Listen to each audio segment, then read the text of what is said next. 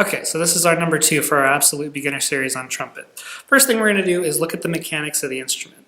And a quick little disclaimer that my horn is a cornet, so aside from looking a little bit funny because it's dented, it also just has a little bit different of a body, but it still works the same as a trumpet. Okay?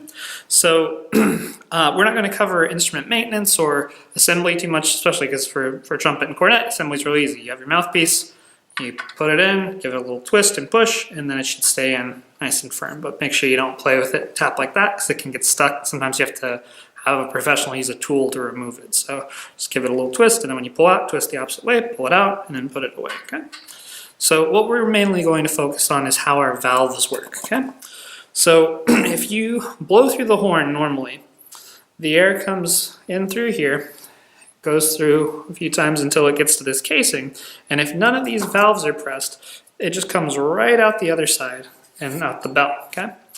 When you add valves, what you're doing is you're making the tube longer basically by adding little extra pieces of tubing. Like when I press this middle valve, now the air also goes through this little tube right here. Or when I add the valve that's nearest the mouthpiece, it adds this little tube right here.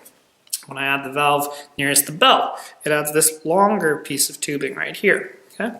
So the longer that the tube gets, the lower the sound gets. If I go from shortest to longest, it sounds like this.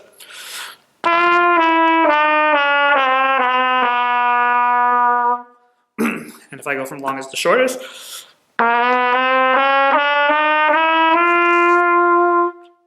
so we're not worried about how to play it just yet. We'll get to that in our next step. But right now we just want to understand how the instrument works, and you can practice this even if you can't get a sound out of the horn, or even if you're in a place where you need to be quiet. We're just learning how to hold the horn. So for that, we just want to grab the casing with our hand like this. And with our right hand, we're going to go ahead and you can put your thumb on the inside of the casing and then fingers right on the pearls on top of the valves. And just right there. And what we want to do is start to memorize the order of valves from the shortest piece of tubing to the longest piece of tubing. So shortest would be all open, and we're going to give each of these a number. So we're going to go 1, then 2, then 3, then 4, 5, 6, 7. So open, middle's the shortest one, this is the middle one, then middle and shortest, then middle and or shortest and longest, then middle and longest, and then all of them. Okay, we'll write this out in a second. And the sooner you can memorize this pattern, the sooner you can start to understand how your notes work and how to find them quickly. And you don't have to memorize everything. You can learn how to figure it out, even if you don't know it off the top of your head. So let's look at that written out. And and once you get your lips going in our next video, then you can actually practice playing through these too. So remember, if we go in the order from 1, 2, 3, 4, 5, 6, the sound should get lower. And if we go 6, 5, 4, 3, 2, 1, the sound should get higher.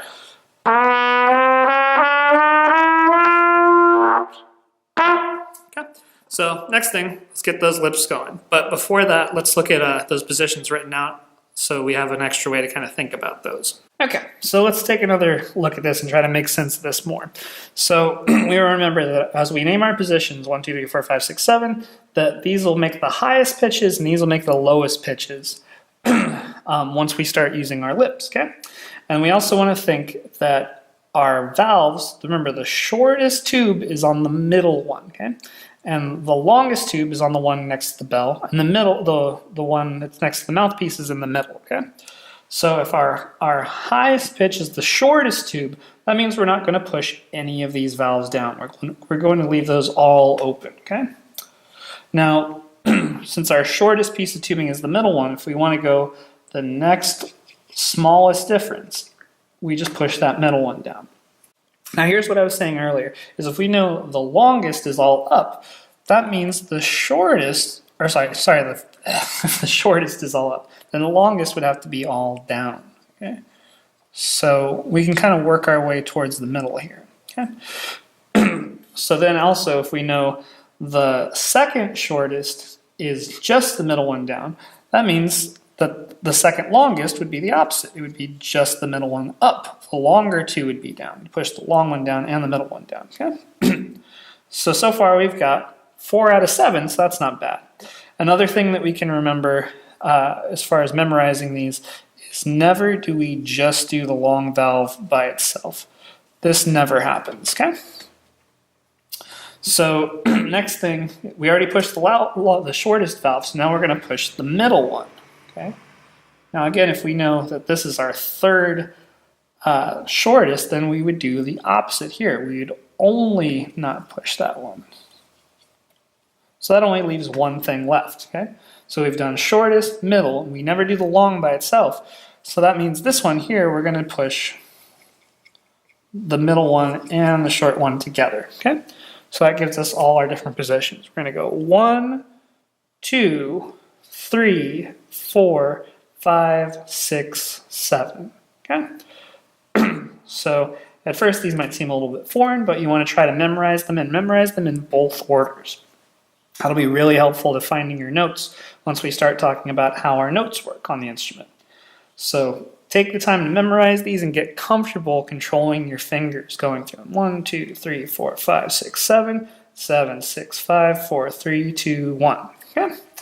So from there we'll go to our next step.